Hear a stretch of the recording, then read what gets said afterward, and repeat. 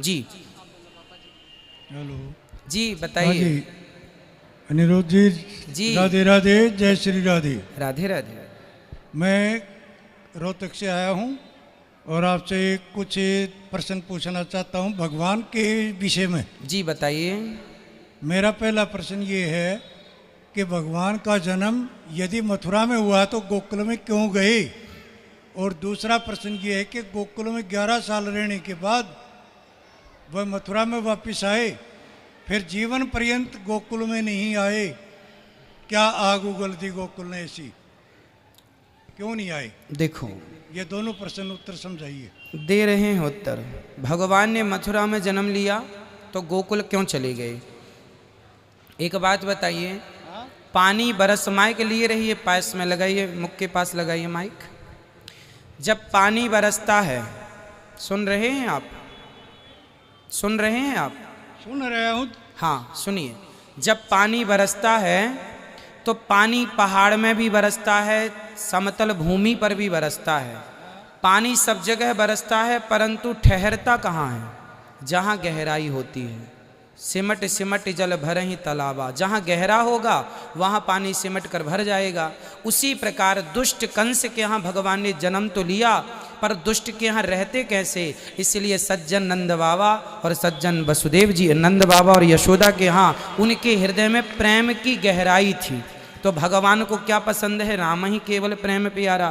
तो जहाँ प्रेम मिलेगा, आप लोग भी वहीं जाते हैं जहाँ प्रेम मिलता है। आपका जन्म भले कहीं हो जाए, पर रहते वहाँ है जहाँ आपको प्रेम ज़्यादा मिलता है। उसी तरह जन्म भगवान ने मथुरा में लिया, पर वहाँ उनके माँ बाप के साथ कंस ने अत्याचार किया, तो उनके साथ कौन सा प्रेम की वो बात करता, इसलिए भगवान वहाँ चले गए जहाँ प्रेम था, इसलिए वहाँ से गोकुल आ गए। पहला। दूसरा, आपने कहा कि भगवान गोकुल छोड़ के गए, मथुरा छोड़ के गए, फिर कभी नहीं आए, आपने ये कहा।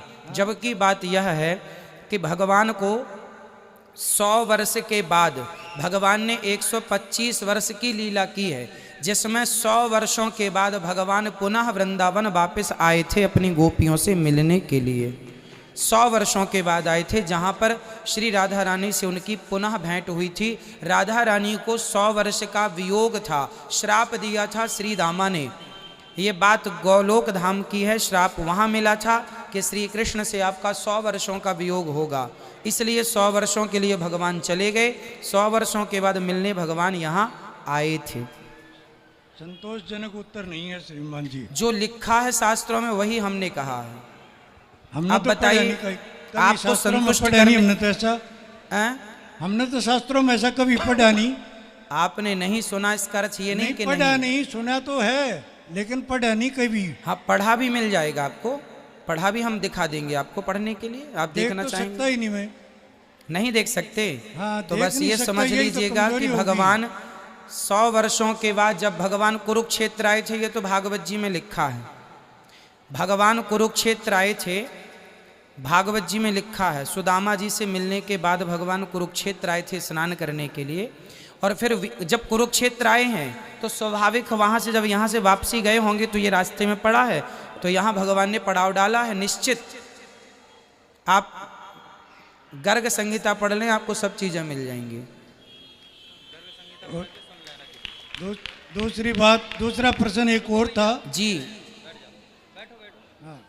बोलिए बोलिए।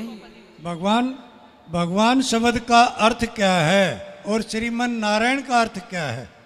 भगवान के बहुत अर्थ हैं। ऐश्वर्यस्य समग्रस्य धर्मस्य यस्सा श्री ज्ञान वैराग्य और चैव षड्नाम भगितीर्णा, जिनमें 6 गुण हो उन्हें भगवान कहते हैं। भगवान का अर्थ ये भी होता है, भासे भूमि, आसे अग्नि, गासे गगन, वासे वायु, नासे नीर, 5 तत्वों को जोड़ दीजिए तो भगवान हो गया। ये तो सत्य है। हाँ, तो पंच तत्व के समन्वय को ईश्वर कहते ये हैं। सत्य है जी ये पढ़ा है और समझा भी है। जी। नारायण का अर्थ, नारायण का जो सदा क्षीर सागर में, जो जल में जिनका शयन है, जो जल में सदा, नार कहते हैं जल को, जो सदा जल में नित्य शयन करें, जिनके चरण श्री लक्ष्मी जी दबाएं, वह नारायण है। बहुत सारे अर्थ होते हैं भगवान नहीं शब्द जी। के, नारायण शब्द के बहुत अर्थ हैं। आपको नहीं है। कौन से अर्थ सुनने हैं ये बताइए। शयन करने का आयन अर्थ नहीं है, तो भगवान आयन का तो आगमन है। बहुत सारे अर्थ हैं, एक ही शब्द के बहुत अर्थ होते हैं हमारे अर्थ होते हैं, यहाँ। लेकिन शयन तो अर्थ उचित नहीं लगता ना। नारायण, हाँ मैं नार आपको आयन, हाँ आगमन है। मैं आपको जो कह रहा हूँ वो लिखा हुआ कह रहा हूँ। भागवत जी में कहो तो मैं अभी दिखा दूँ लिखा हुआ। हमने भी पढ़ा है, हाँ हमने भी पढ़ा भगवान है। के जो नारायण शब्द की व्युत्पत्ति है, व्याख्या है, उनका आप जैसा हम कह रहे हैं लिखा हुआ हम आपको बता सकते हैं श्रीमद् भागवत जी के 2 स्कंध में। भगवान कभी गर्भ से जन्म लेता है या नहीं लेता है? भगवान सदा प्रकट होते हैं, इसलिए लिखा है भय प्रकट कृपाला दीन दयाला यदि कौशल्या हितकारी। यदि ऐसा है तो आज आपने भगवान राम से वरदान दिवाया माता कैकेयी को, ठीक है। कि मैं तेरे गर्भ से जन्म लूंगा लेकिन दूध ही नहीं पीऊंगा। हाँ तो फिर गर्भ में कैसे पैदा कैसे हुआ? भाई गर्भ का अर्थ केवल पेट नहीं होता सरकार। भगवान मंदिर में बैठे हैं तो उनको कहा जाता है ये गर्भ गृह है। एक बड़े गृह स्थान होता को मतलब समझिए, गर्भ का मतलब केवल पेट नहीं होता। विष्णु सर्व गुहाशया निशीथे तमोद्भूते जायमाने जनार्दने देवक्याम देव रूपिण्याम विष्णु सर्व गुहाशया। जो भगवान सबके भीतर बाहर गर्भ। अब एक बात बताइए, जब भगवान सबके भीतर व्यापक है तो क्या गर्भ में भगवान व्याप्त नहीं होगा? सबके गर्भ में ईश्वर ऑलरेडी हैं, परंतु भगवान प्रकट होते हैं। तमद्भुतम, भगवान के बारे में कहीं भी हमारी तरह तुम्हारी तरह जन्म नहीं लेते, भगवान प्रकट होते हैं। पर बोला यही जाएगा कि भगवान देवकी के गर्भ से प्रकट हुए। वो गर्भ का अर्थ वो गर्भ नहीं है। हाँ भगवान गर्भ में जाते हैं अंश रूप में अपनी माँ के गर्भ को पवित्र करने के लिए, पर योनि के मार्ग से आते नहीं हैं, वह प्रकट हो जाते हैं। भगवान है ना सर्व सामर्थ्य। यही तो वेद मंत्र है, प्रजापति सरति गर्भे अंतर्जायमानो जी बहुधा विजायते। जी जब वो गर्भ में आता है तभी तो लिखा है ये। हाँ, तो गर्भ में भगवान प्रवेश करते हैं केवल माँ के गर्भ को पवित्र करने के लिए, पर योनि से प्रकट नहीं होते हमारी तरह, आपकी तरह। वो प्रकट होते हैं। पेट फाड़ के आते, फिर हाँ पेट फाड़ के आते हैं। भगवान तो खंबा फाड़ के आ जाते हैं। खंबा फाड़ के तो नरसिंह हुए। हाँ तो भगवान तो भगवान पेट फाड़ है। के कभी सुना तो नहीं पेट फाड़ के हुए, लेकिन खंबा फाड़ के हुए। नहीं हमने तो ये बोले ही सुना। नहीं कि पेट फाड़ ये के आए पढ़ा हैं। भी है, सुना भी है। पेट फाड़ के आए हैं ऐसा हमने बोला ही नहीं। भाई भगवान को पेट फाड़ने की जरूरत नहीं है। जैसे अंदर गए वो भगवान हैं, कर तुम अकर तुम अन्यथा कर तुम सर्व सामर्थ्य।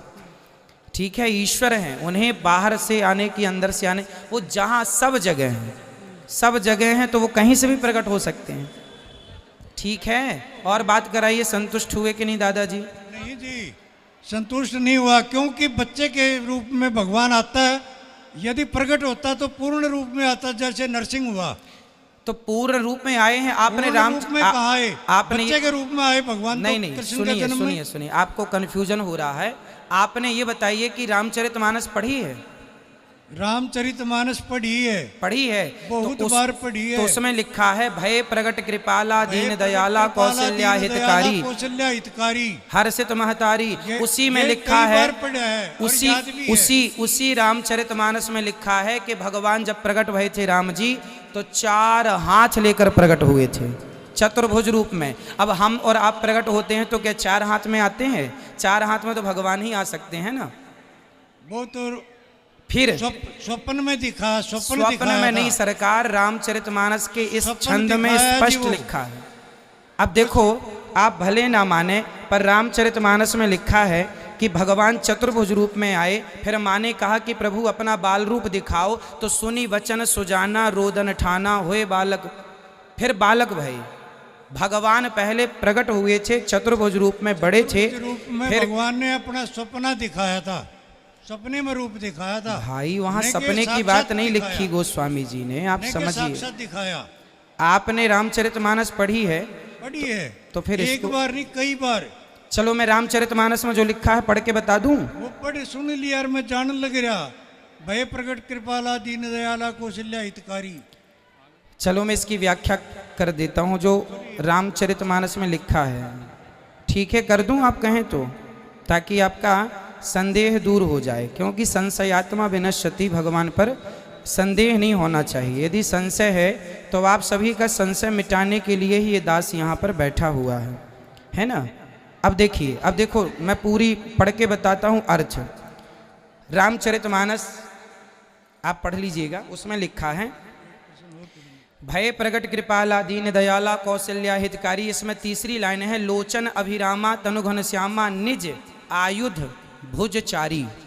भगवान कितने हाथ से प्रकट हुए। अब इसकी हिंदी पढ़ता हूँ जो गोस्वामी जी ने लिखा है, उसकी हिंदी ये गीता प्रेस गोरखपुर की रामचरितमानस में सब कुछ लिखा है।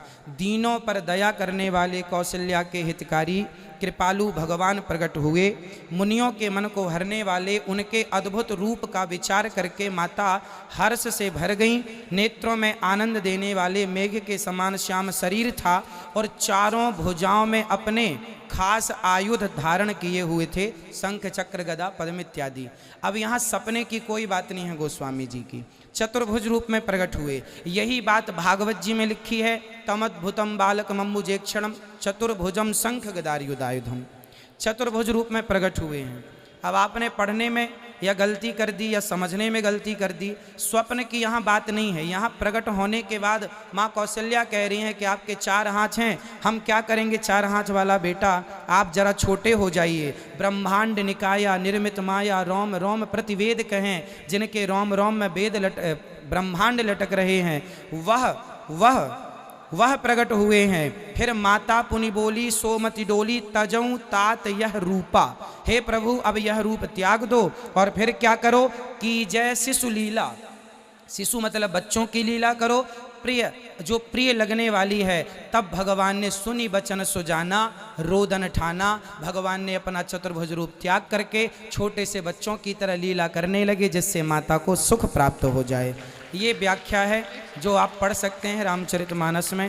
अब फिर भी आप ना समझें ना माने तो फिर हम कुछ नहीं कर सकते। एक प्रश्न और रह गया मेरा जी, एक प्रश्न और रह गया। गीता का एक श्लोक आता है, वासंच जीर्णानि जथा विहाय नवानि गृह्णाति नरो प्राणी। ठीक है, तथैव जीवान चलोके शरीरा अनन्यानि संयाति नवानि दे। ठीक है। एक बच्चा पैदा होता है और वह जन्म लेने के 1 मिनट बाद या 1 घंटे बाद एक्सपायर हो जाता है। हाँ। तो नया कपड़ा पहन के आया था, पुराना तो नहीं हुआ, कैसे गया? क्यों, नए कपड़ों में भी खोट नहीं निकल जाती क्या? खोट निकल जाता है, लेकिन भाई आप शोरूम से नया कपड़ा खरीद के लाते हैं, कई बार वो भी आप रिजेक्ट कर देते हैं ला करके। तो भगवान भी नया शोरूम से निकाले, देखे हो गया उसको, इसलिए रिजेक्ट कर दिया। इसमें क्या है? वासांसी जीर्णानि यथा विहाया, ये सही है।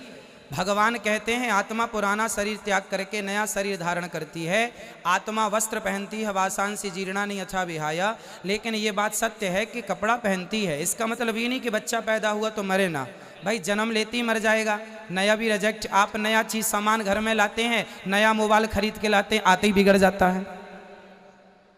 तो परमात्मा की बनाई हुई नहीं है। हाँ, तो परमात्मा भी इसी प्रकार से ऐसी चीज नहीं बनाता। अच्छा देखो, जब शांतनु का जन्म हुआ, शांतनु के पुत्र गंगा जी के पुत्रों का जन्म हुआ, तो जन्म लेते ही गंगा जी ने अपने सारे पुत्रों को पानी में बहाया कि नहीं?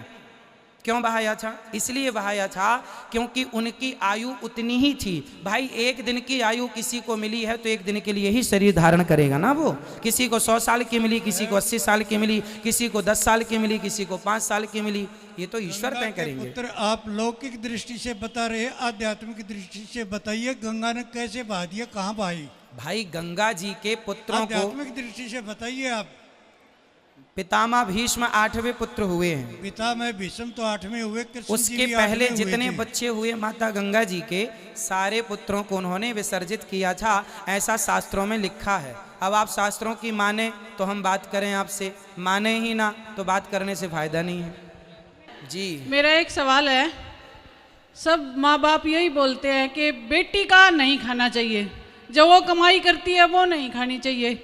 ऐसा हमारे धर्म में लिखा हुआ है, हर माँ बाप कहते हैं, मेरे पापा भी कहते हैं। फिर हमारा पालन पोषण भी हमारे माता पिता ही करते हैं, तो क्यों नहीं खा सकते वो हमारा कमाया हुआ? मजबूरी हो तो खा सकते हैं। जैसे आपका भाई नहीं है या है तो सेवा नहीं करता, और आप तैयार हैं माँ बाप की सेवा करने को, और माँ का बुढ़ापा है, आपकी सास को, आपके ससुर को, आपके पति को कोई प्रॉब्लम नहीं है तो आप सेवा कर सकती हैं, बेटी कर सकती है। जहाँ भाई है, भाई जिम्मेदारी सबकी अलग अलग है ना, पत्नी की जिम्मेदारी अलग है, पति की अलग है, बेटे की जिम्मेदारी अलग है, बाप की जिम्मेदारी अलग है। उसी तरह पिता की जिम्मेदारी अलग है, बेटी की अलग है। बेटी का कन्यादान होता है, बेटे का कन्यादान नहीं होता। इसलिए जो दान दे, हमने ये वस्तु उठा के आपको दान कर दी, अब देने के बाद फिर इस पर हमारा कोई अधिकार नहीं रहा। ये दान का सिद्धांत है। कहते हैं दान एक हाथ से दो तो दूसरे को पता ना लगे, तो दान होता है कन्यादान। मैंने किसी की डिबेट सुनी तो उसने कहा कि अरे कन्या भी कोई दान करने की चीज़ है बोले कन्या क्यों दान होती है? अब मूर्खों की ये बातें हैं कि कन्या क्यों दान होती है। अरे भाई, कन्यादान की परंपरा आज से नहीं है, माता सीता का भी दान हुआ था, कोई हमारी आज की परंपराएं छोड़ी हैं। तो जब बेटी का दान कर दिया तो दिया हुआ दान जिसको दे दिया, अब उससे फिर क्या वापस लें? हाँ, मजबूरी है तो आप स्वीकार कीजिए, मजबूरी नहीं है तो फोकट में बेटी के घर पड़े पड़े खाने से क्या फ़ायदा? तो आपके पिताजी की मजबूरी है? नहीं मजबूरी तो घर में खाने दो, मजबूरी हो तो फिर आप सेवा करना, कोई दिक्कत नहीं। मजबूरी नहीं है, बस मेरा ये सवाल था। घर पे रहने दो। मेरे पिताजी भाई के भी करे कुछ सेवा, सवाल पाँव हैं। दबाए भाई। बेटी का खाना कोई पाप नहीं है, पर मजबूरी हो। देखो, हर चीज की एक स्थिति होती है। बिस्तर पर मलमूत्र करना पाप नहीं है, पर जिसके हाथ पांव कमजोर हो गए, बुढ़ापा है, तो वो बिस्तर पर मलमूत्र करता है। लेकिन अब हट्टा कट्टा आदमी बोले वो करते हैं तो हम भी करेंगे, तो उसका करना सही है, तेरा करना सही नहीं है पगले। वो एक सिचुएशन है ना। तो मजबूरी में सब चलता है, मजबूरी नहीं है तो नहीं चलेगा। ये अभी आपकी गोद में छोटा सा बच्चा सुसु कर दे तो चलेगा, पर कोई दूसरा बड़ा कहे कि नहीं उसने किया मैं भी करूँगा तुम्हारी गोद में तो नहीं चलेगा। क्यों जी? तो एक समय सिचुएशन है, स्थितियाँ होती हैं कि किस स्थिति पर क्या निर्णय लेना चाहिए।